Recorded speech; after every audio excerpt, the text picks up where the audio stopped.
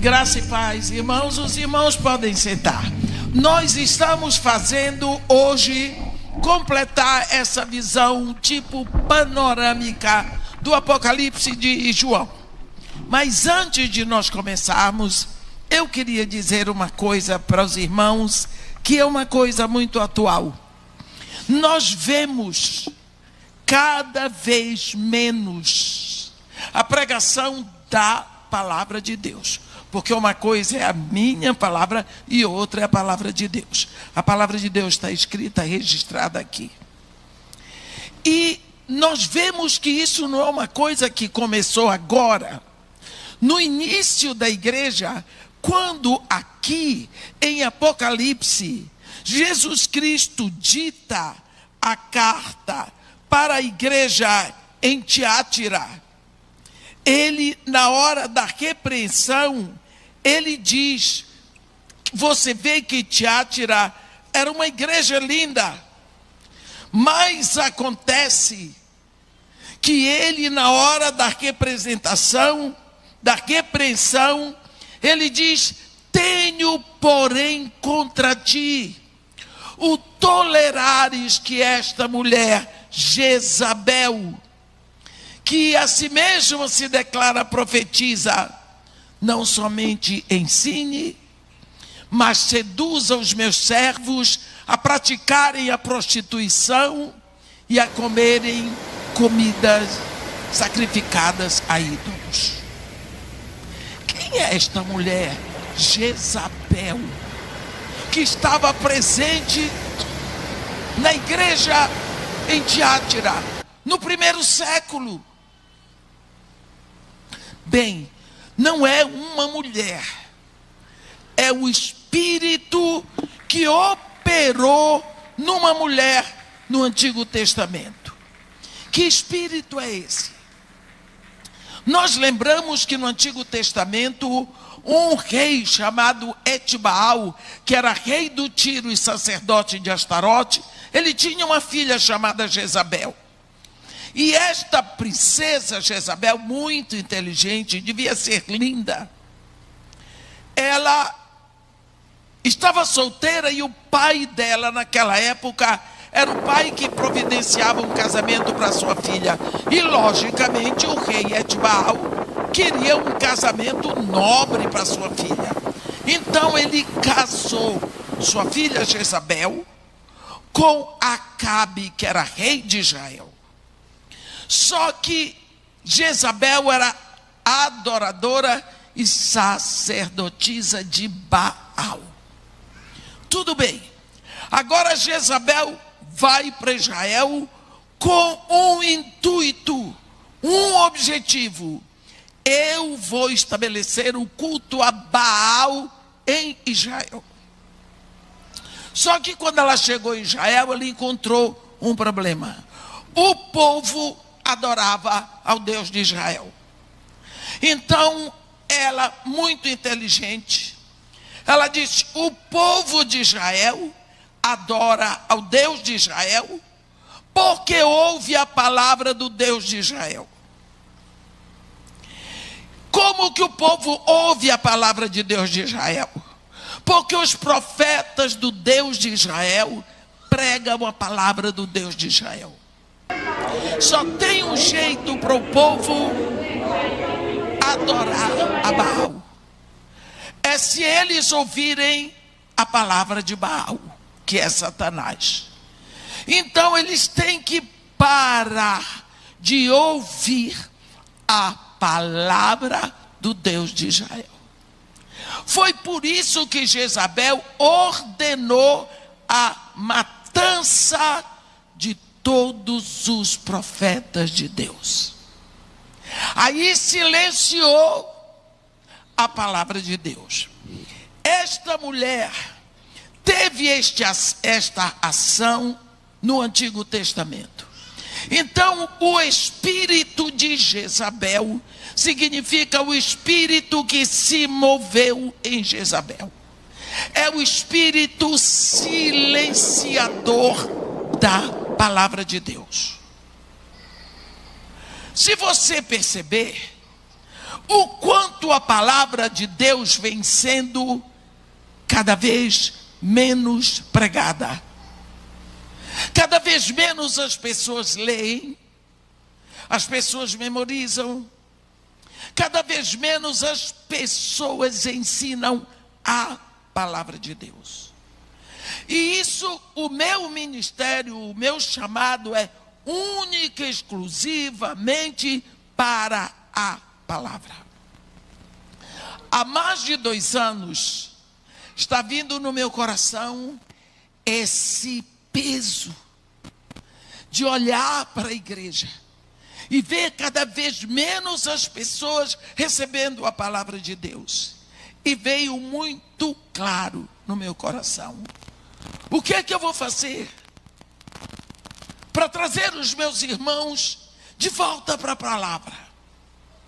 Então veio que eu deveria fazer o seguinte: pegar e colocar na rede social. Todos os dias, eu queria todos os dias, eu quero todos os dias, um trecho da palavra. Veio direitinho, veio quadrado, pronto. Pega um trecho pequeno, lê o trecho com meu povo, explica, medita no texto um pouco e ora em cima do texto. Então, eu gravei 30 pregações de 12 minutos. E eu mandei para o rapaz que fazia a minha rede social. Ele não gravou, porque ele queria que eu pagasse mais R$2.500 a ele, para ele botar aquilo. Fora o que eu pagava todo mês, ele queria que eu pagasse mais. E eu achei que era muito caro, porque ele não estava fazendo as coisas certas, ele estava terceirizando o meu canal, e não estava dando, porque não dá ibope. Vou dizer uma coisa para vocês: pregar só a palavra de Deus não dá ibope. É preciso que se faça alguma coisa a mais. É preciso que eu me arrume, que eu ponha o cabelo não sei de quê, a joia não sei de quê, coisa, e eu fale alguma coisa, e para mim não dá. Não dá. Deus me fez assim. Irmã, a senhora não vai fazer o cabelo? Nasceu feito. Não vai fazer as unhas? Estão prontas. Então, esse é o meu jeito. Comecei a orar. Eu fiquei tão triste com aquilo, mas eu fiquei tão triste. Mas quando eu fico triste e aborrecida, eu não saio falando para os outros. Eu reclamo com meu Pai do céu, reclamo. Falo com Ele, falo com o Senhor Jesus. Fiquei 2 anos. Só que a Ângela sabia esse meu desejo. E eu fui falando, eu cheguei num lugar nos Estados Unidos, Decatur, numa cidade de cowboys, onde me chamaram para pregar para os cowboys, por causa de um pastor que está lá, que me ouviu. Eu ia na igreja dele em Cuiabá, quando ele era adolescente. Quando ele se tornou pastor, ele fundou a igreja lá, ele me lembrou de levar, de me chamar. Fui bater lá. Fui ficar hospedada na casa de uma família, para vocês verem como é que Deus opera. Ali, naquela casa, estava a resposta completa do que eu estava pedindo a Deus há 2 anos. A moça me fez tudo, a moça arranjou um rapaz aqui no Brasil. Ela é excelente, expert em rede social, trabalha com isso, uma maravilha. Me levaram lá no momento em que eu não podia sair de casa, eu tinha que pregar na igreja online, porque a cidade virou praticamente gelo. Então eu comecei a pregar ali. Não foi? Eu estou falando do que a Ângela sabe. E ali mesmo ela arranjou o homem para atuar na minha rede social. Ele é em São Paulo. E eu tirei do domínio daquele outro E eu comecei. Eu estou desde fevereiro colocando na internet, no YouTube, todos os dias. Eu estou convidando você para você seguir. Veja uma vez, se você vai lá, é meditação na palavra de Deus. Todos os dias eu pego um trecho, digamos esse que o pastor leu hoje. Bem-aventurado o homem que não anda no conselho dos ímpios, não se detém no caminho dos pecadores, não se assenta na roda dos escarnecedores. Eu pego este versículo com você e nós vamos ver esse movimento. Aquele que não anda, que não se detém e que não se assenta. E nós vemos esta palavra e meditamos nela profundamente. Por exemplo, eu leio isso e repito uns 2 minutos. Depois, a gente ensina, medita sobre esta palavra 8 minutos. Depois a gente ora em cima disso 2 minutos. É isso. São 12 minutos, 13 no máximo. Aí você sai dali e você vai para o seu carro. Bem-aventurado o homem que não se detém no caminho dos pecadores. Não se assenta na roda. E vai embora. O dia todo aquela palavra fica indo e vindo, como refrigerando, não, oxigenando a sua alma com a palavra de Deus. Então, todos os dias, de segunda a sexta, a velha está lá no YouTube, às 9 horas da manhã. Você pode estar dirigindo, você pode estar lavando roupa, você tem no seu celular. Você não tem esse bichinho? Então você pega e você tem 12 minutos com a palavra de Deus. Isso é necessário para a nossa vida. Eu pedi permissão ao pastor para falar isso aqui, porque eu não costumo falar nada do que eu faço, mas eu creio que isso é necessário para nós. Daí você vai se apaixonar pelo Deus da palavra. E aqueles 12 minutos vão ser pouco, e você depois vai fazer sozinho em casa outro trecho. Eu só quero isso, que aqueles 12 minutos sejam pouco para você, e você comece a se alimentar da palavra de Deus. Sua vida vai ser uma maravilha. Amém? Aqui a moça, uma criatura santa daqui, dessas que a gente encontra aqui no Bet Shalom, ela preparou aquilo para mim. Ela disse que se você fizer alguma coisa naquele QR Code, como é? Hein? Apontar a câmera do seu celular para lá, você vai ver como entrar, ou você vai entrar. E aí, quando for amanhã às 9 horas da manhã, você tem um encontro com Deus, ouvindo a voz de Deus por essa voz aqui. Tá bom? Muito obrigada. Deus abençoe vocês. Vamos trabalhar. Então, meus irmãos, nós estamos dando essa visão tipo panorâmica de Apocalipse. Ontem fomos até o capítulo 12. E eu vou lembrar o que acontece no capítulo 12. No capítulo 12, nós vamos chamar de novo, são 2 sinais. João diz: viu-se grande sinal no céu. O primeiro sinal que ele vê é uma mulher que está grávida, pronta para dar à luz. E também outro sinal no versículo 3, um dragão vermelho que se fica posto em cima da mulher para devorar o filho que a mulher vai para parir.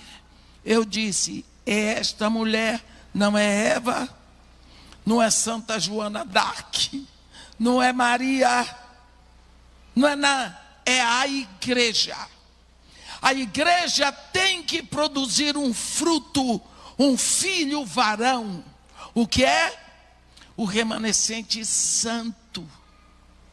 O que é isso? A Bíblia diz que Deus nos escolheu em Cristo antes da fundação do mundo para sermos santos. O arrebatamento é para quem está em Cristo. Você vê isso em 1 Tessalonicenses 4. Aqueles que morreram em Cristo estão lá dormindo. Os que estão na terra em Cristo. Quando o arcanjo tocar a trombeta, os que estavam dormindo são ressuscitados, recebem um corpo transformado, vêm para as nuvens. Os que estão na terra em Cristo serão arrebatados, transformados no ar. E lá no ar encontram com o Senhor Jesus. E vamos todos para o trono do nosso Pai.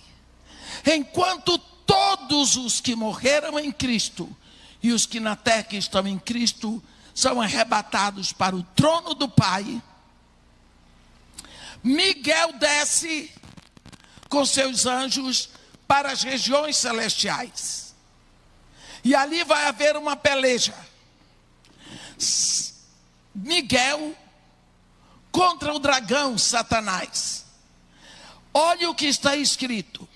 Que a nossa luta, em Efésios 6, a nossa luta não é contra a carne nem o sangue, mas é contra os principados, as potestades, os dominadores do mundo tenebroso e forças espirituais do mal nas regiões celestes. Agora, tchau, eles vão ser expulsos das regiões celestiais. Só que Miguel e seus anjos fazem uma faxina nas regiões celestiais. Por quê? Porque a noiva vai ocupar. A igreja gloriosa que subiu, a igreja que está em Cristo agora vai ocupar as regiões celestiais e ficar lá. Até que Cristo venha, faça o seu trabalho aqui, tudo seja refeito e nós desceremos então com Ele para dominar na terra. Chama uma besta que sai do mar e uma besta que sai da terra. Esse é o assunto do capítulo 13 de Apocalipse. Irmã, mas o que é besta? Não é o feminino do burro? Não é um animal? Não, meu irmão. Uma besta também não é aquele carro que diziam que era a mãe da Topic. Tinha a besta, a Topic e aquela outra pequenininha. Não, não é nada disso. Um gnômico opressivo, completamente mesclado na corrupção e no pecado. Isso é uma besta. Então vai surgir um domínio comum a todas as nações. É uma besta que sai das nações e uma outra que sai da terra de Israel. A que sai das nações, a Bíblia diz que esta besta, no versículo 2, é interessante, que eu quero lembrar para você que diz assim: a besta que vi era semelhante ao leopardo, os pés como de urso, a boca como de leão. Vocês lembram de alguma coisa? A visão que Daniel tem, a visão do capítulo 7 de Daniel. Aqueles animais que ele vê sair do mar grande representam o caráter dos governos. Quer dizer, esta besta, esse sistema, é um sistema sanguinário, opressor, egoísta, impiedoso, violento. Nós fizemos e vemos isso aqui no livro do profeta Daniel. É o caráter desse governo que surge das nações, seja América do Norte, América do Sul, Europa, Ásia e África. É o mesmo tipo de governo. Você vê opressão desde a África. América. Os governos oprimem o povo, são impiedosos. Eu estava falando, às vezes os negros, somos vítimas do branco. Por que o negro é vítima do branco? Quem lhe disse que algum branco foi nas florestas africanas caçar negro para trazer e escravizar? Não, meu querido. Tem algum negro aqui? Acho que só eu. Quem nos vendeu para o mundo foram nossos ancestrais negros. Eles iam, roubavam os negros, prendiam os seus irmãos negros e vendiam para os brancos. Não foram os brancos que foram lá escravizar ninguém. O branco comprava o produto, tinha que usar, escravizou. Portanto, essa opressão não nasceu na Europa, na realidade nasceu no Jardim do Éden, junto com o pecado. Então você vê governos opressores na África, na Ásia. Quer um opressor maior do que aquele da Coreia, aquele tal de o gordinho, Kim Jong-un, não sei o que, como é o nome dele. Você vê a opressão que se tem na América do Sul, na América Central.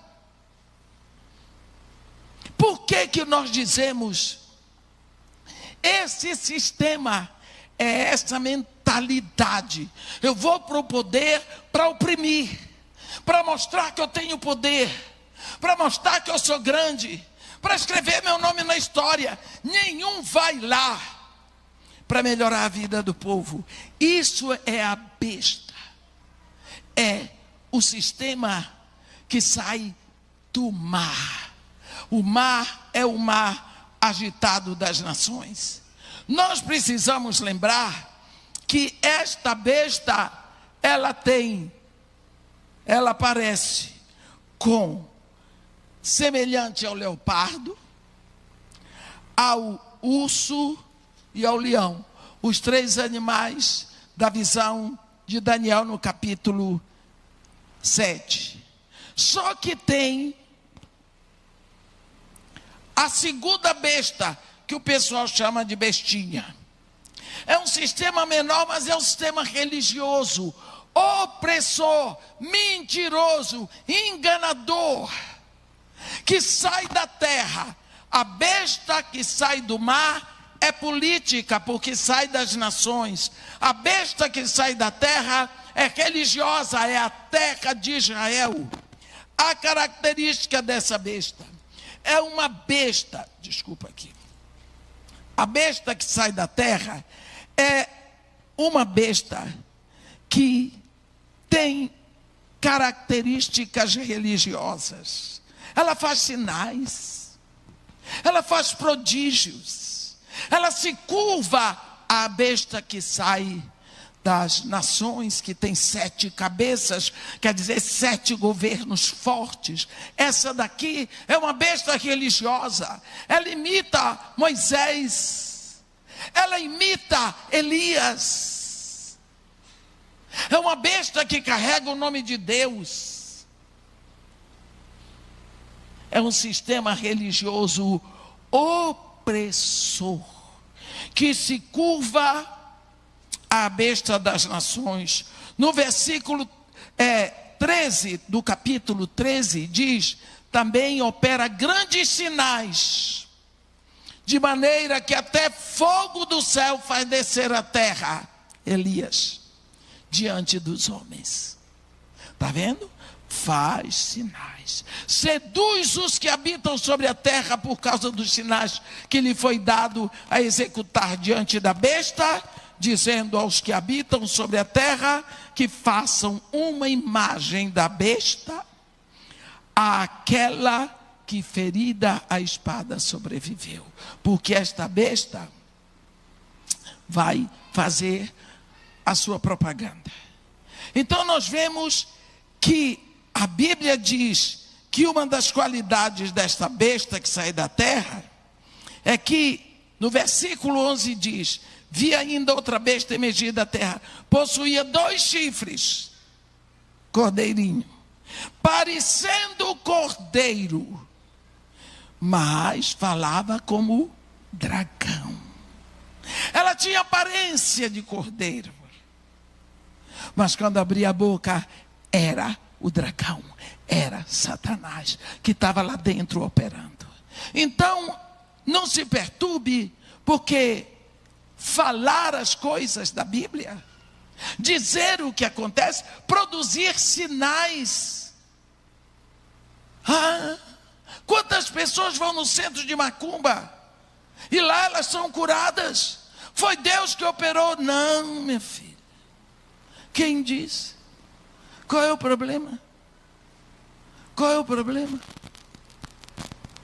Se Deus permitiu Satanás acumular jó de tumores malignos, desde a planta dos pés até a raiz do cabelo, Satanás tem o seu poder limitado. Deus deu, senão como é que ele ia fazer a obra suja que ele tem que fazer? Agora, no capítulo 14, vai dar para nós uma visão dos remidos. Olha, Apocalipse é assim. João é chamado ao céu e Deus vai passar para ele um filme do que vai acontecer, para ele mandar para nós estarmos certos de que quando essas coisas acontecem, não é porque Deus esqueceu da humanidade, não, é porque tem que acontecer. Lá no final tem um happy end. No versículo 6, diz: vi outro anjo voando pelo meio do céu, tendo o evangelho eterno para pregar aos que se assentam sobre a terra, e a cada nação e tribo e língua e povo, dizendo em grande voz: temei a Deus e dai-lhe glória, pois é chegada a hora do seu juízo. Adorai aquele que fez o céu e a terra e o mar e as fontes das águas. Hoje nós adoramos as fontes das águas, não é? Adoramos os rios, jogamos até presente dentro do mar para a rainha das águas, e esquecemos de adorar aquele que fez os céus, a terra e o mar e as fontes das águas. Depois, ele diz em a queda da grande Babilônia. Nós vamos falar mais da grande Babilônia, principalmente no capítulo 17, que é outro assunto que precisamos tratar. Dizendo: se alguém adora a besta e a sua imagem, recebe uma marca na fronte e na mão. Isso tem dado um que procura.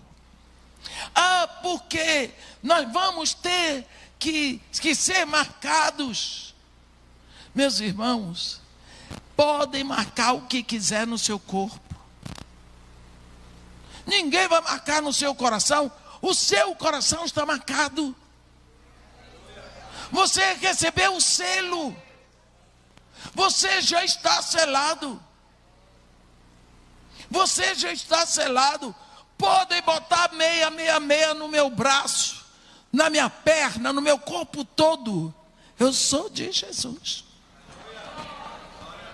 Se você tem um cartão de crédito, que você chega lá e bota, passou ali aquele negocinho. Eu não tenho cartão de crédito. Não parece esquisito? Eu não tenho cartão de crédito. A Ângela sabe disso. Sabe por quê? Eu não acho errado. Eu acho que o cartão de crédito pode ser uma bênção na mão da pessoa que sabe usar. Eu não tenho cartão de crédito. Mas eu estava em Israel. Foi em Israel que nós estávamos. E a Ângela, que mexe tudo que é meu, o que ela mexe. Ela vive com o meu celular na mão dela, porque o meu celular, se depender de mim, eu passo semana sem abrir. E ela disse: que é isso aqui? O que é? Alguém usou o cartão de crédito que eu não tenho no meu nome e comprou um computador de 12 mil reais. Ia ser descontado no meu cartão de crédito. Olha se ela não mexe nas minhas coisas. Louvado seja Deus que botou você na minha vida. Eu ia pagar aquilo sem saber. E eu não tenho cartão de crédito, pois assim mesmo o banco aceitou. Foi ela que me levou lá e foi desfeita a compra. Mas Ângela faz tudo pelo cartão. Isso não é uma bênção? É. É uma bênção. Agora vai dizer que você não está marcado. Está marcado. Está marcadinho. Está marcadinho. Não tem esse povo que põe lá, ó. E já marcou? Não tenha medo. Porque vão botar um chip em mim, pode botar 10. Eu já tenho um chip, eu estou em outro reino. Não tenha medo, não fique apavorado. Que vai ser de mim, e se o governo me marcar? Você está super marcado. Ou você pensa que o governo não sabe onde você está agora? Deixe de ser bobo. Você está faturadíssimo. Você está marcado. Passaporte, carteira de identidade. Agora eles inventaram uma outra carteira de identidade. Vou até fazer, para ele ter mais acesso. A coisa vai ficando mais estreita. Só que você está em outro reino. Você está em outro reino. Você vai chorar aqui e tudo mais, mas você está livre dessa agonia. A Bíblia também diz que outra voz que diz: bem-aventurados os mortos, que desde agora morrem no Senhor. Por quê? Jesus Cristo disse que ia chegar um momento em que os vivos invejariam a sorte de quem já morreu. E vem um anjo, um momento mostrando a ceifa da terra, que serão ceifados. Aqui ele mostra: olhei e eis uma nuvem branca, e sentado sobre a nuvem um semelhante ao Filho do Homem, tendo na cabeça uma coroa de ouro e na mão uma foice afiada. Outro anjo saiu do santuário gritando em grande voz para aquele que se achava sentado sobre a nuvem: toma a tua foice e ceifa, pois chegou a hora de ceifar, visto que a seara da terra já amadureceu. E aquele que estava sentado sobre a nuvem passou a sua foice sobre a terra, e a terra foi ceifada. Preste atenção, a terra foi ceifada. Então saiu do santuário que se encontra no céu outro anjo, tendo ele mesmo também uma foice afiada. Saiu ainda do altar outro anjo, aquele que tem autoridade sobre o fogo, e falou em grande voz ao que tinha foice afiada, dizendo: toma a tua foice afiada e ajunta os cachos da videira da terra, porquanto suas uvas estão amadurecidas. Então o anjo passou a sua foice na terra e vindimou a videira da terra e lançou-o no grande lagar da cólera de Deus. Deixa eu dizer, o primeiro que ceifa é Jesus. Ele está sentado na nuvem. Lembra que está escrito que quando Jesus estava lá no monte em Betânia, diante dos seus discípulos, ele foi subindo aos céus, e depois veio uma nuvem e o ocultou dos seus olhos. Eles ficaram olhando. Veio um anjo e disse: por que estáis a contemplar as alturas, filhos dos homens? Este mesmo Jesus, que dentre vós foi tirado, voltará do modo como o viste subir. Quer dizer, envolto em nuvens. Envolto em nuvens. Então Jesus vem primeiro e ele ceifa o que é dele, a igreja, e leva em arrebatamento.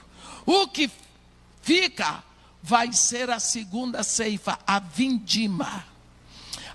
Primeiro você tira as uvas boas, Depois a vindima é para o resto que ficou. É isso que ele diz. Tem uma segunda, tudo com foice. Um é tirado para produzir o bom vinho, o outro é tirado para ser jogado no fogo. Então, agora que vem essa cena, vem os 7 últimos flagelos, as 7 últimas, as 7 pragas. No capítulo 15 é o preparo para esse momento. São os flagelos, é o cântico de Moisés, o cântico do Cordeiro, preparando, porque todas as vezes que vai acontecer aqui na terra, é preparado nos céus, porque vai ser tratamento para a terra. A terra vai sendo preparada para que acabe a terra da maldição, porque lembra que Deus disse para Adão: Adão, por tua causa, amaldiçoada é toda a terra. Então esta terra sob maldição não é mais para os filhos de Deus. Então a terra vai ser tratada. Então vão chegar os flagelos. Nós vamos observar que nas trombetas só atingia 1/3. A primeira trombeta, 1/3 da terra. Segundo trombeta, 1/3 do mar. Terceira trombeta, 1/3 dos rios. Quarta trombeta, 1/3 dos corpos celestes. E assim sempre 1/3. Por quê? Atingindo 1/3, os 2/3 distantes, restantes, ficam de orelha em pé. Mas nas taças não. As taças é total. Capítulo 16. Então, nós vemos que são o primeiro flagelo. Ouvi, vinda do santuário, uma grande voz dizendo aos 7 anjos: ide derramai pela terra as 7 taças da cólera de Deus. Saiu, pois, o primeiro anjo e derramou a sua taça pela terra. E aos homens portadores da marca da besta e adoradores da sua imagem sobrevieram úlceras malignas e perniciosas. Preste atenção. O anjo vai derramar na terra só os adoradores da besta e que recebem a marca da besta. Quem é que recebe a marca da besta? O adorador. Salmo 115, está escrito: ídolos são obras das mãos dos homens. Tem boca, mas não falam. Tem olhos, mas não veem. Tem ouvidos, mas não ouvem. Som nenhum lhes sai da garganta. Tornem-se semelhantes a eles os que fazem e quantos neles confiam. Isto é seríssimo. Porque se eu faço uma imagem de barro, eu vou me tornando cada dia mais parecida com o barro. Frágil, quebrável, sem valor. Se eu faço uma imagem de bronze, eu vou me tornando cada dia mais parecida com o bronze. Fria, dura, morta. Mas se eu adoro a Deus, eu vou me tornando cada dia mais parecida com Ele. Mais santa. Não é? Quando essas pessoas adoram a imagem da besta, a besta que nós dizemos aqui é a besta que sai do mar das nações. São pessoas altamente fissuradas em dinheiro, em poder, em imoralidade sexual. Olha, não sei se vocês viram quando houve aquele problema na Bolsa de Valores. Os tigres chineses ficaram sem dentes. Quantos milionários que perderam tudo numa madrugada se suicidaram? Vou contar uma coisa para vocês. Eu fui casada 24 anos na minha vida. Fiquei viúva, acabou. Mas 24 anos da minha vida, eu fui oprimida pelo marido que era viciado em mercado de capitais. O ânimo do meu falecido marido era o dinheiro. Nós sabíamos como é que ele ia chegar em casa, a depender de como estava a Bolsa de Valores. No final do mês, ele dizia para mim: Dimeia, senta aqui. Eu sentava. O que está ficando na conta do banco está dando? Tá. Você não precisa mais dinheiro para isso, para aquilo. Não, está dando. Porque ele dava. Ele não deixava faltar nada dentro de casa. Mas ele dizia: então eu vou botar mais tanto, isso aqui é para você gastar, usar, pagar condomínio, luz, gás, telefone, escola de menino, empregada, fazer as unhas, fazer cabelo, tudo isso, gasolina de carro. O restante eu não ousasse pegar um tostão, porque ele ia aplicar na Bolsa de Valores. Valeu? Valeu. Ele morreu com 56 anos. Ficou o dinheiro para eu comprar um lindo apartamento para o filho dele lá em Copacabana. Até hoje eu moro num bom apartamento que ele comprou. Até hoje eu tenho uma pensão que ele deixou boa, graças a Deus. Mas eu vivi na opressão, porque o ânimo dele, a alegria dele, o dia que a bolsa baixava, os filhos não podiam nem falar dentro de casa. Muito menos eu, era todo mundo com medo. Por quê? Porque a bolsa caiu. O homem ficava enlouquecido. Quando ele chegava em casa, dançando, feliz, ele dizia: a bolsa está em alta. Era uma oração diferente: Senhor, faz com que a bolsa não caia. No Rio de Janeiro tem algumas orações que só se fazem lá: Senhor, livra-me das balas perdidas. Só no Rio. A gente orava para a bolsa não descer. Por quê?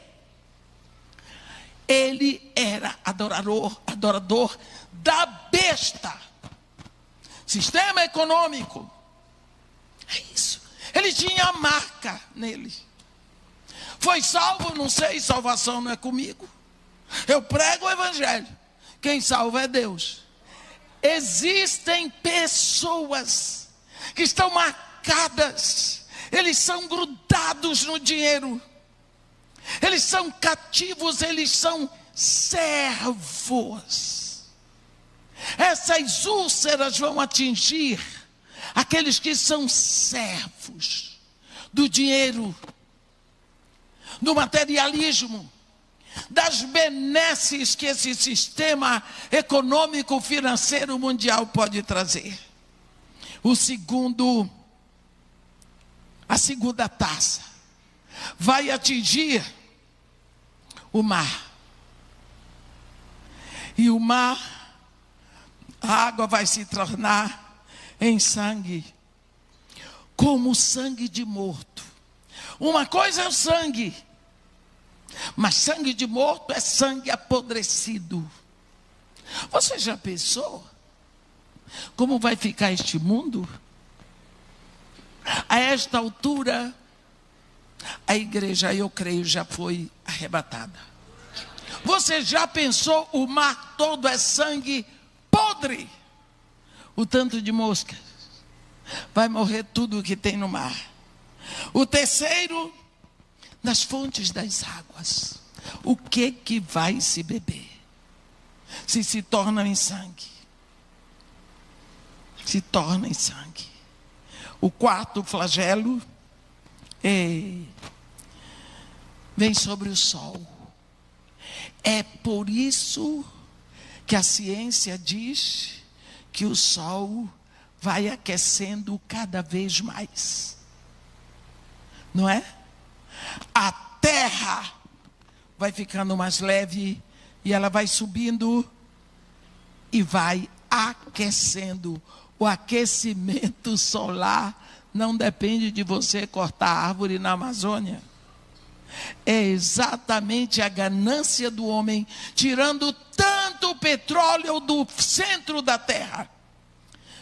Meu marido era engenheiro da Petrobras. Foi ele que fechou a Faule Petros. Ele era chefão lá dentro. Foi por isso que ele foi ser gerente de apoio da Petrobras Internacional no Iraque. E eu fui lá e moramos 3 anos e meio. No dia que eu casei, foi a primeira vez que eu entrei no apartamento dele. Quando eu cheguei lá, eu vi tantos pedaços de rochas, que eu, que achei que era muito culta, eu disse para ele, puxa, eu pensei que estava casando com um engenheiro, estava casando com um geólogo. Ele disse, não, por que você pensa que era com geólogo? Eu disse, você só tem rochas. Ele disse, mas isso é rocha de petróleo. Na minha cabeça, petróleo era líquido, mas petróleo é rocha. Rocha era cada pedra. Tem petróleo azul, tem amarelo, tem negro. Eu não sabia.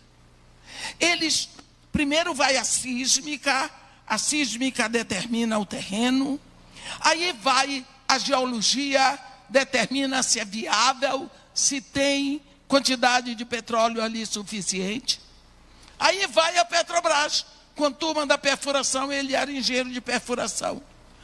Para brocar. Eles usam umas brocas desse tamanho. A broca vai... Ela vai... como é que a gente... ralando a rocha. Vai ralando. Aquela rocha vai ficando pulverizada. Aí aquilo é trazido para o oleoduto. O oleoduto tem, digamos, um tubo aqui, outro aqui, entre um e outro, água quente no mais alto grau. Essa água dissolve um pouco da rocha que está pulverizada e ela é trazida para os oleodutos e vai para as refinarias. Desde o tempo de Abraão, desde o tempo de Noé, estão tirando petróleo. Se lembra que Noé passou betume na arca? Meus irmãos, há muito tempo temos perfuração offshore, quer dizer, no mar. Me diga há quanto tempo se tira rocha de petróleo do coração da terra. Esse petróleo não volta para lá. A terra vai ficando mais leve. E como no coração da terra tem fogo, que é a pirosfera, esse fogo puxa a terra para cima. Sabe por quê? Porque qualquer lugar que você acende o fogo, ele aponta para cima. O fogo puxa as coisas para cima. Por isso que o batismo de Jesus é batismo de fogo. Ele enfia você no fogo, você sai dali e você é uma tocha apontando para cima. A terra vai se aproximando cada vez mais do sol. Olha aqui, está escrito. Quem me ensinou isso tudo? A leitura da palavra, o Espírito vai explicando. Então nós estamos cada dia mais próximos do sol. Aí derramou o quinto anjo a sua taça sobre o trono da besta. Primeiro, o quarto flagelo foi derramado sobre o sol e foi-lhe dado queimar os homens com fogo. Os homens vão queimando. Hoje, eu conheço uma pessoa que usa filtro solar todos os dias. Eu digo, ursinha, minha filha, está frio hoje, mas tem que proteger a pele, quem manda ser branca. Azar de quem é branco, né?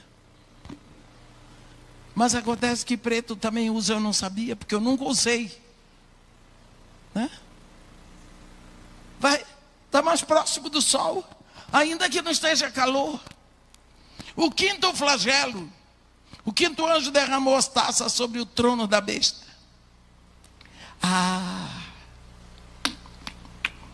O trono da besta é o lugar de onde saem as ordens para o mundo. Seguramente é Wall Street, New York. Os homens se mordiam na língua.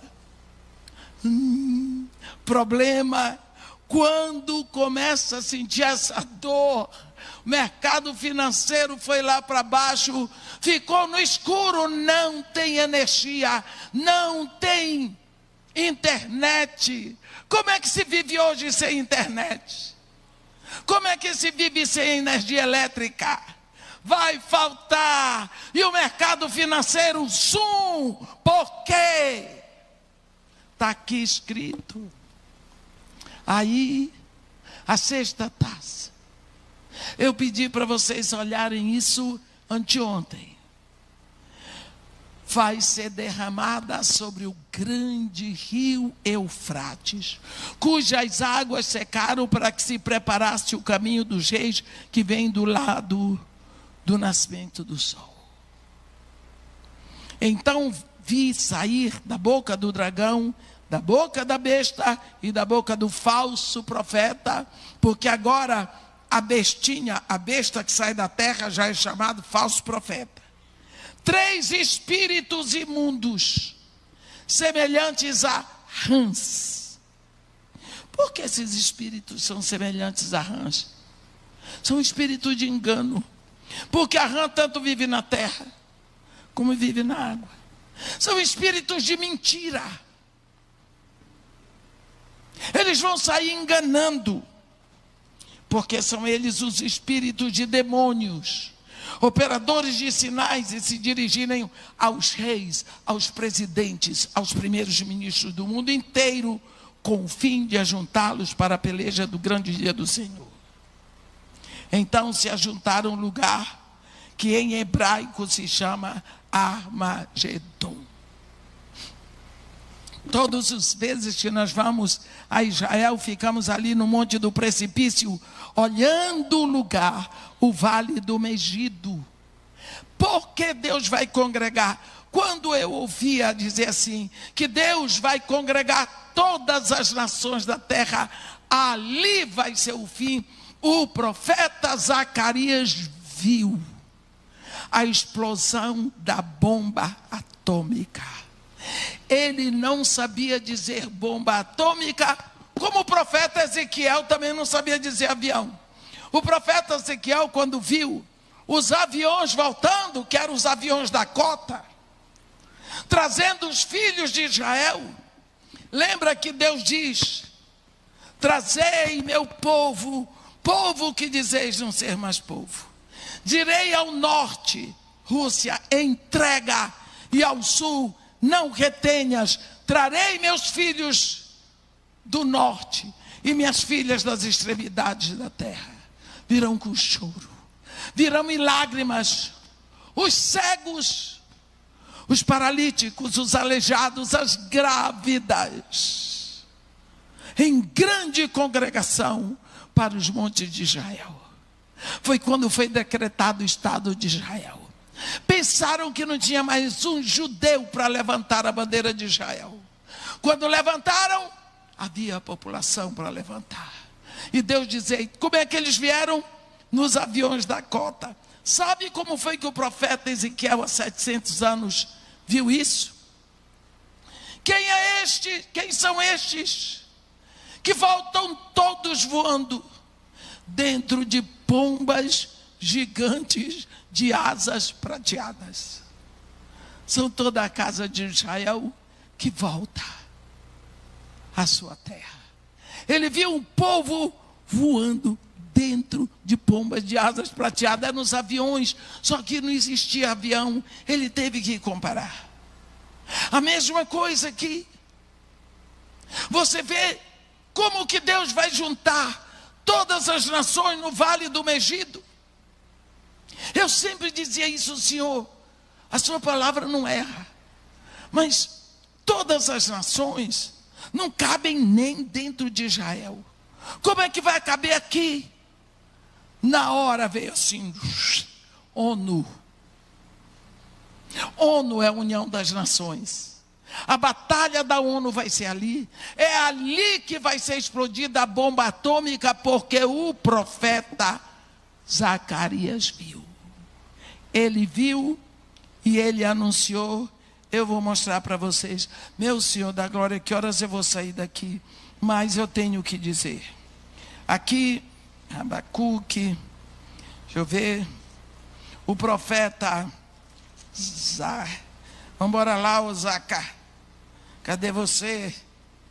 No capítulo 14 do profeta Zacarias, diz assim, no versículo 12: esta será a praga com que o Senhor ferirá todos os povos que guerrearem contra Jerusalém. A sua carne se apodrecerá, estando eles de pé. Apodrecer-se-lhes os olhos nas suas órbitas, e lhes apodrecerá a língua na boca. Isso é morte por bomba atômica. Quando explodiu a bomba em Hiroshima e Nagasaki, nós vimos pessoas que corriam e correndo caía um braço, correndo caía o olho. Porque a bomba atômica, ela começa a matar de fora para dentro. Então primeiro morre a pele, morre a mão, por último o coração. Isso é morte por bomba atômica. E está escrito aqui. Nós precisamos saber disso, mas vamos adiantar. Rio Eufrates vai secar. Você olhou em casa, no YouTube? O rio Eufrates vai secar. Já está 89% seco. Já está. 89%. Em 2013, eu estava tomando um avião em Miami para ir para o Brasil. Fevereiro de 2013, a NASA tem um satélite chamado Grace. E esse satélite é só para detectar aonde tem água potável. Porque dizem que vai faltar água no mundo, e quando faltar, Estados Unidos sabe onde invadir para pegar. Em 2013, este satélite, em fevereiro, detectou que o rio Eufrates já tinha secado 46%. Foi um horror, uma chamada para o mundo. Nós estamos em julho de 2026. De 2013 para 2026, 13 anos, né? 89% já está seco. Para que isso foi profetizado no capítulo 11 pelo profeta Isaías, 700 anos antes da vinda de Jesus, que o Eufrates ia passar de tal maneira que ia secar, de tal maneira que qualquer um atravessaria de sandálias. Olha agora, aí você vai no YouTube e vê, profetizado em Apocalipse 16, versículo 12. Olha aqui, por que é que o Eufrates está secando? Derramou o sexto anjo a sua taça sobre o grande rio Eufrates, cujas águas secaram, para que se preparasse o caminho dos reis que vem do lado do nascente do sol. Então vem guerra de lá do Oriente, da China. Então vi sair da boca do dragão, Satanás, da boca da besta e da boca do falso profeta. Olhe bem, Satanás, a besta, quer dizer, as autoridades econômicas do mundo e de Israel. 3 espíritos semelhantes a rãs, espíritos de mentira, porque eles vão congregar os povos para fazer a guerra. E o último flagelo, a sua taça ele derramou pelo ar, e grande voz que dizia: feito está, está pronto, acabou. Aqui é o capítulo 16. No capítulo 17 nós vamos ver, aqui diz a grande meretriz. O que é Babilônia? Ora, eu morei na Babilônia. A Babilônia de Nabucodonosor hoje é o Iraque. Mas Babilônia, que a Bíblia fala, não é apenas aquela cidade que está lá, que se você for lá e você quiser ir ver a Babilônia, você vai ficar perplexo. Porque o que foi que aconteceu com Babilônia? A cidade estava aqui. De uma hora para outra, eu não sei o que foi que Deus fez, mas Ele sabe.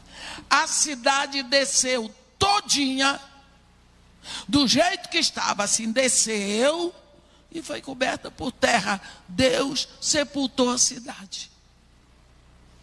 É uma coisa tão impressionante, meus irmãos. Eu vi. Os arqueólogos britânicos descobriram onde estava. A única coisa que ficou lá, um leão de granito, que está rachado no meio, e uma tamareira. O resto é o deserto. Ninguém chega perto. O povo tem medo. Mas eu fui, porque eu estava estudando aquilo lá. Então, a gente desce, as ruas, não tem uma rua mais larga do que isso aqui. Você vê as lojas, todas inteiras, antigas, teia de aranha que não acaba mais. Pessoas mumificadas. Tudo está lá. A cidade fantástica, intacta. Até hoje, ninguém entrou mais de 5 metros, porque corre o risco de ser soterrado de novo. Ali é a cidade. Mas a Babilônia, que é falado aqui, é esse sistema mundial. Naquela época, a Babilônia era tida como melhor do que New York. Por quê? Porque era o máximo. Você vê que Nabucodonosor dizia: a minha Babilônia. O que será depois da minha Babilônia? Era o máximo da época. Hoje você tem New York, você tem Los Angeles, você tem São Paulo, você tem Paris, você tem Roma. Naquela época era a Babilônia. Então é esta Babilônia, a grande meretriz. Por quê?